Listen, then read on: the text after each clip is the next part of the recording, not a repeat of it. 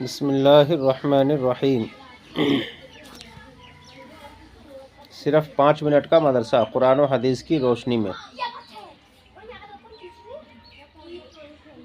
Number 1، اسلامی تاریخ۔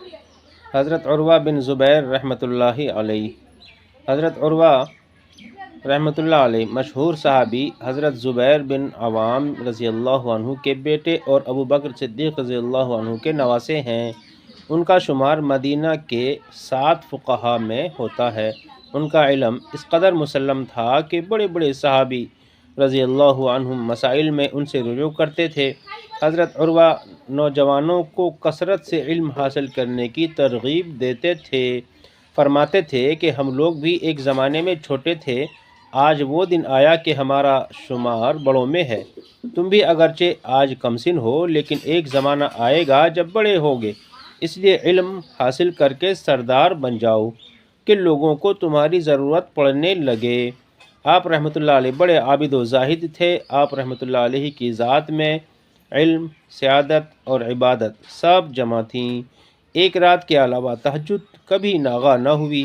کثرت سے روزہ رکھتے تھے، سفر کی حالت میں بھی روزہ نہ چھوٹتا تھا، مرض الموت میں بھی اس معمول میں فرق نہ آتا، چنانچہ انتقال کے دن بھی روزے سے تھے۔ حضور صلی اللہ علیہ وسلم کا معجزہ۔ بدن سے خوشبو آنا۔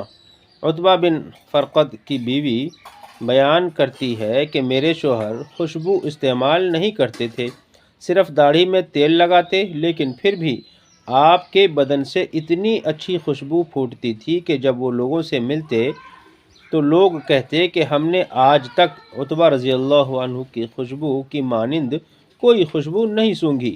ان کی بیوی فرماتی ہیں کہ میں نے ایک دن ان سے پوچھا، آخر یہ خوشبو کس وجہ سے آتی ہے؟ تو انہوں نے فرمایا، مجھے نبی صلی اللہ علیہ وسلم کے زمانے میں پورے بدن میں پھنسیاں نکل آئی تھیں، تو میں نے آپ صلی اللہ علیہ وسلم کے سامنے اس کا اظہار کیا۔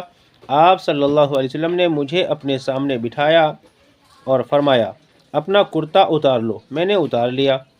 پھر حضور صلی اللہ علیہ وسلم نے اپنے ہاتھ پر لعاب یعنی تھوک لے کر میرے پورے بدن پر پھیرا تو ساری پھنسیاں ختم ہو گئیں، اور اس دن سے میرے بدن سے خوشبو آنے لگی۔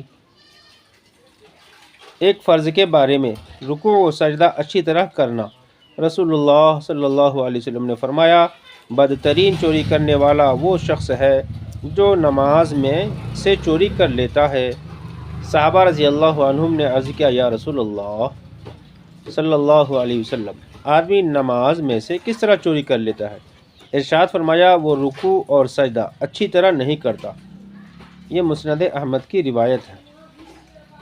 فائدہ: رکوع اور سجدہ اچھی طرح نہ کرنے کو حضور صلی اللہ علیہ وسلم نے چوری بتایا ہے، اس لیے ان کو اچھی طرح اطمینان سے ادا کرنا ضروری ہے۔ ایک سنت کے بارے میں کسی کو رخصت کرے تو یہ دعا کرے۔ رسول اللہ صلی اللہ علیہ وسلم ان کلمات کے ذریعے رخصت فرمایا کرتے تھے، استودع اللہ دینک و امانتک و خواتیم عملک۔ ترجمہ: میں تمہارے دین، تمہاری امانت اور تمہارے اعمال کے انجام کو اللہ کے حوالے کرتا ہوں۔ یہ ترمذی کی روایت ہے۔ اللہ تعالی ہم سب کو عمل کی توفیق نصیب فرمائے۔